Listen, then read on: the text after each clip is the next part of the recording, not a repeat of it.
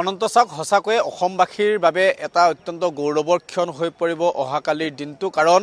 উত্তৰ পূৰ্বাঞ্চলত প্ৰথমখন টেষ্ট মেচ অনুষ্ঠিত হ'বলৈ গৈ আছে আৰু যিখন খেল গুৱাহাটী বৰ্ষাপাৰাত অনুষ্ঠিত হ'ব তাৰ বাবে ইতিমধ্যে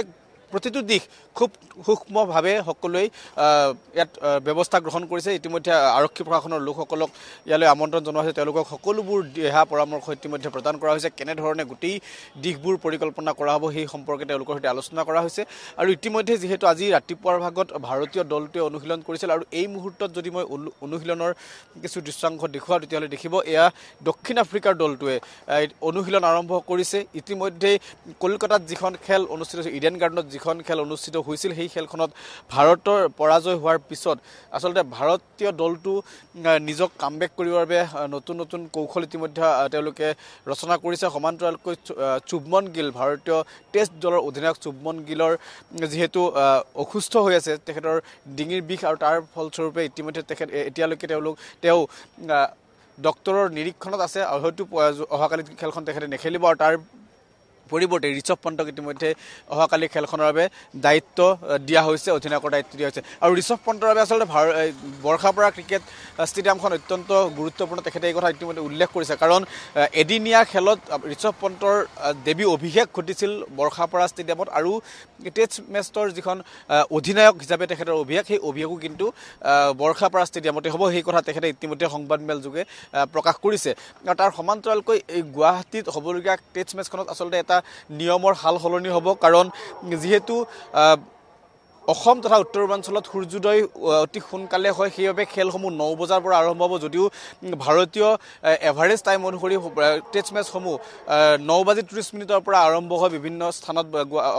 ভাৰতবৰ্ষৰ বিভিন্ন স্থানৰ ষ্টেডিয়ামসমূহত, কিন্তু তাৰ বিপৰীতে অসমত হ'বলগীয়া খেলখন অৰ্থাৎ অহাকাইলৈ যিখন খেল অনুষ্ঠিত হ'ব সেই খেলখন আৰম্ভণি হ'ব 9 বজাৰ পৰা আৰু 11:30 চাহ বিৰতি দিয়া হ'ব কাৰণ অন্য খেলসমূহত যি লাঞ্চ ব্ৰেক থাকে, লাঞ্চ ব্ৰেকটো আগতীয়াকৈ দিয়া হয়, কিন্তু তাৰ পৰিৱৰ্তন ঘটিব গুৱাহাটীৰ এই খেলখনত। আৰু তাৰ সমান্তৰালকৈ যিহেতু এই যিখন শৃংখলা দুদিনীয়া টেষ্টৰ যিটো শৃংখলা, এই শৃংখলাৰ বাবে দুয়োটা দলেই খুব শক্তিশালী ৰূপত ইতিমধ্যে উপস্থাপন কৰিছে। দক্ষিণ আফ্ৰিকাৰ দলটোৱে কাইলৈ খেলত অৱতীৰ্ণ হ'ব, যিহেতু ইতিমধ্যে তেখেতসকলে এখন খেল জয়ী হৈছে, তেওঁলোকৰ আত্মবিশ্বাস বৃদ্ধি হৈছে। তেওঁলোকে যদিহে এই গুৱাহাটীৰ এই নতুন যিখন ভেনু আচলতে টেষ্ট মেচৰ যি মেপ আছে সেই মেপত নিজক নাম অন্তৰ্ভুক্ত কৰিব বৰ্ষাপাৰাই, আৰু বৰ্ষাপাৰাৰ সেই নতুন ভেনুত তেওঁলোকে প্ৰথমবাৰৰ বাবে ভাৰত আৰু দক্ষিণ আফ্ৰিকাৰ মাজত যিখন খেল অনুষ্ঠিত হ'ব, দুয়োটা দলে নতুন পৰিৱেশৰ সন্মুখীন হ'ব আৰু সেই পৰিৱেশৰ মাজত দক্ষিণ আফ্ৰিকাৰ দলটোৱে খুব আত্মবিশ্বাসেৰে, যিহেতু ইডেন গাৰ্ডেনত তেখেতসকলে খুব সুন্দৰ এটা তেওঁলোকে প্ৰদৰ্শন কৰি আহিছে। অধিনায়ক টেম্বা বাবুমাৰ কথা যদি উল্লেখ কৰোঁ, তেখেতে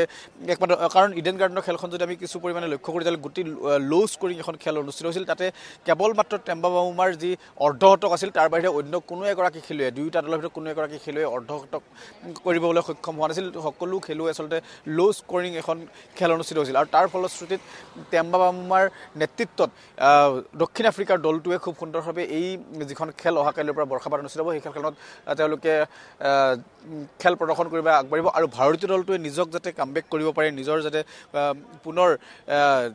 এই যিখন শৃংখলা দুখনীয়া টেষ্ট মেচৰ যিটো শৃংখলা, সেই শৃংখলা যাতে সমতা স্থাপন কৰিব পাৰে তাৰ বাবে গুৰুত্ব আৰোপ কৰিব। কাৰণ আৰু তাৰ সমান্তৰালকৈ আৰু কিছু সময় পিছতেই যিসকল দৰ্শক কাইলৈ আহি উপস্থিত হ'ব, সেই দৰ্শকসকলক উদ্দেশ্যি আচলতে কিছু সময় পিছতেই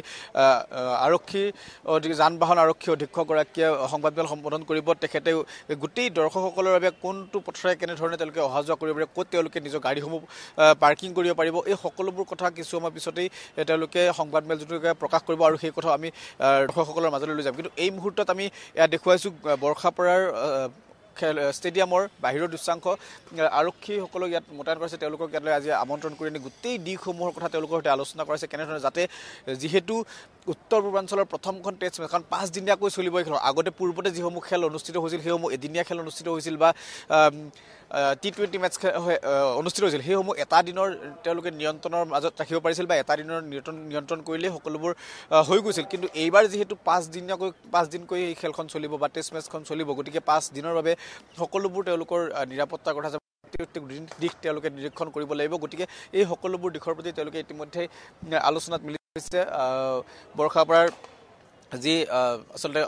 অসম ক্ৰিকেট সন্থাৰ যিসকল বিষয়ববী আছে তেওঁলোকৰ সৈতে তেওঁলোকৰ সেই আলোচনাসমূহ হৈছে আৰু এই মুহূৰ্তত আমি পোনপটীয়া সম্প্ৰচাৰৰ জৰিয়তে দেখুৱাইছোঁ এয়া যদিহে সম্ভৱ হয় দেৱজিতে দেখুৱাব এগৰাকী মাৰ্ক ক্ৰাম এগৰাকী বিধ্বংসী বেটছমেন মাৰ্ক ক্ৰামে খুব সুন্দৰভাৱে এই মুহূৰ্তত অনুশীলন কৰি আছে ছাউথ আফ্ৰিকাৰ দলটোৱে আৰু এনেধৰণেই দুয়োটালৈকে ৰাতিপুৱা 9 বজাৰ পৰা 12 বজালৈকে ভাৰতীয় দলটোৱে অনুশীলন কৰিছিল আৰু এতিয়া 1 বজাৰ পৰা 4 বজালৈকে দক্ষিণ আফ্ৰিকাৰ দলটোৱে অনুশীলন চলাব আৰু অহা কাইলৈ আৰু ইতিমধ্যে যেতিয়া আচলতে দক্ষিণ আফ্ৰিকাৰ অধিনায়ক টেম্বা বাবুমাই সংবাদমেল সম্বোধন কৰিছিল তেতিয়া তেখেতে এই কথা উল্লেখ কৰিছিল যে এই পিটছখনৰ ক্ষেত্ৰত তেখেতে উল্লেখ কৰিছিল এই মুহূৰ্তত যিহেতু পিটছত কিছু পৰিমাণে ঘাঁহ আছে আৰু গতিকে তাৰ বাবে আৰু কুঁৱলীৰ কিছু সমস্যা থাকিব গতিকে সেই গোটেইবোৰ দিশ তেওঁলোকে লক্ষ্য কৰি অহা কাইলৈ আচলতে পিটছখন পুনৰবাৰ তেওঁলোকে নিৰীক্ষণ কৰিব আৰু নিৰীক্ষণ কৰি তেওঁলোকে বেটিং বা বলিঙৰ ক্ষেত্ৰত কেনেধৰণৰ সুবিধা অসুবিধা হ'ব সেই সকলোবোৰ কথা তেওঁলোকে পুনৰবাৰ পুনৰীক্ষণ কৰিব বুলি ইতিমধ্যে সংবাদমেলৰ যোগে দক্ষিণ আফ্ৰিকাৰ অধিনায়ক টেম্বা বাবুমাই এই কথা উল্লেখ কৰিছে তাৰ সমান্তৰালকৈ ঋষভ পন্তেও এইটো কথা উল্লেখ কৰিছে যে খুব আত্মবিশ্বাসী হৈ আছে আৰু যিহেতু এখন নতুন পিটছ নতুন স্থানত টেষ্ট মেচ অনুষ্ঠিত হ'ব তেওঁলোকে দুয়োটা দলেই নতুন স্থানত তেওঁলোকে খেলিব গতিকে দুয়োটা দলেই খুব আত্মবিশ্বাসী হৈ আছে দুয়োটা দলৰ খেল প্ৰদৰ্শনক লৈ উৎকণ্ঠাৰে তেওঁলোকে বাট চাই আছে গতিকে এই মুহূৰ্তত আমি যিহেতু পৰিৱেশ দেখুৱাইছোঁ এয়া দুয়োটা দক্ষিণ আফ্ৰিকাৰ দলটোৱে খুব সুন্দৰভাৱে তেওঁলোকে অনুশীলন চলাই আছে কাৰণ ইতিমধ্যেই তেওঁলোক আগৰ খেলখনত জয়ী হৈ আহিছে যদিহে বৰ্ষাপাত হ'বলগীয়া এই টেষ্ট মেচখনত তেওঁলোকে ভাৰতৰ বিৰুদ্ধে বিজয় সাব্যস্ত কৰে তেতিয়াহ'লে টেষ্ট শৃংখলাত হোৱাইট ৱাছ কৰিবলৈ সক্ষম হ'ব ভাৰতৰ মাটিত ভাৰতক হোৱাইট ৱাছ কৰিবলৈ সক্ষম হ'ব গতিকে অহা কাইলৈৰ পৰা আৰম্ভ হ'বলগীয়া দ্বিতীয়খন টেষ্ট মেচৰ বাবে দক্ষিণ আফ্ৰিকাৰ দলটোক খুব আত্মবিশ্বাসী আৰু তেওঁলোকে খুব দৃঢ় সংকল্পৰে এই খেলখনত অৱতীৰ্ণ হোৱাৰ পণ লৈছে আৰু সেইবাবেই ইতিমধ্যে দেখিছোঁ যোৱাকালিৰ দিনটো তেওঁলোকে অনুশীলন চলাইছিল আৰু আজিৰ দিনটোতো খুব সুন্দৰভাৱে তেওঁলোকে অনুশীলন চলাই থকা দেখিবলৈ পোৱা গৈছে আৰু তাৰ সমান্তৰালকৈ সমগ্ৰ অসমবাসী সমগ্ৰ গুৱাহাটীবাসী সমগ্ৰ অসমৰ ক্ৰীড়া অনুৰাগীসকল উৎকণ্ঠিত হৈ আছে যিহেতু ক্ৰিকেটৰ আচলতে যিটো প্ৰকৃত সোৱাদ সেই প্ৰকৃত সোৱাদ টেষ্ট মেচটো দেখা যায় গতিকে টেষ্ট মেচখন উপভোগ কৰাৰ ক্ষেত্ৰত প্ৰত্যেকগৰাকী অনুৰাগীয়ে অপেক্ষা কৰি আছে যিহেতু প্ৰথমবাৰৰ বাবে অসমত অনুষ্ঠিত হ'ব টেষ্ট মেচ আৰু এই টেষ্ট মেচখন উপভোগ কৰাৰ ক্ষেত্ৰত প্ৰত্যেকগৰাকী ক্ৰীড়া অনুৰাগী যিধৰণে উৎকণ্ঠিত হৈছে আৰু এই মুহূৰ্ততো আমি দেখুৱাইছোঁ কিছু সময় পূৰ্বে বিভিন্ন স্থানৰ পৰা অহা অনুৰাগীসকল আছিল আৰু এই মুহূৰ্তত যিহেতু গোটেই সমগ্ৰ স্থানটো এক সুৰক্ষাৰ কথা আহি পৰিছে গতিকে আৰক্ষী প্ৰশাসনৰ লোকসকলক যিহেতু এই গোটেই দিশবোৰ দেখুৱাইছে গতিকে এই মুহূৰ্তত অনুৰাগীসকলৰ প্ৰৱেশ হয়তো কৰিবলৈ দিয়া নাই আৰু তাৰ সমান্তৰালকৈ এই যিখন খেল অনুষ্ঠিত হ'বলৈ গৈ আছে গতিকে এই টেষ্ট মেচখনে বা আজিৰ অহা কাইলৈৰ পৰা হ'বলগীয়া এই সময়ছোৱাত এক অত্যন্ত গুৰুত্বপূৰ্ণ ভূমিকা পালন কৰিব কাৰণ ৰাতিপুৱা 9 বজাৰ পৰা আৰম্ভ হ'বলগীয়া খেলখনত কেনেধৰণে দুয়োটা দলে পৰিকল্পনা কৰিব এই পিটছখনত ৰেড বলৰ খেল যিহেতু এতিয়ালৈকে হোৱা নাছিল ৰেড বলে কেনেধৰণে আচলতে তেওঁলোকক বেটছমেনক সহায় কৰিব নে বলাৰক সহায় কৰিব এই সকলোবোৰ কথাৰ পৰা কিন্তু তেওঁলোক কিছু পৰিমাণে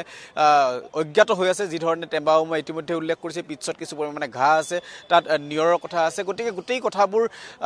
কাইলৈৰ পৰা লক্ষণীয় হৈ পৰিব কাইলৈ খেল আৰম্ভ হোৱাৰ বাবে প্ৰত্যেকগৰাকী অসমীয়া প্ৰত্যেকগৰাকী ক্ৰীড়া অনুৰাগী অধীৰ আগ্ৰহেৰে বাট চাই আছে টিকটৰ মূল্য অত্যন্ত কম 100 টকাৰ পৰা আৰম্ভ কৰিছে গতিকে সম্পূৰ্ণৰূপে বৰ্ষাপাৰা ষ্টেডিয়ামৰ চৌদিশ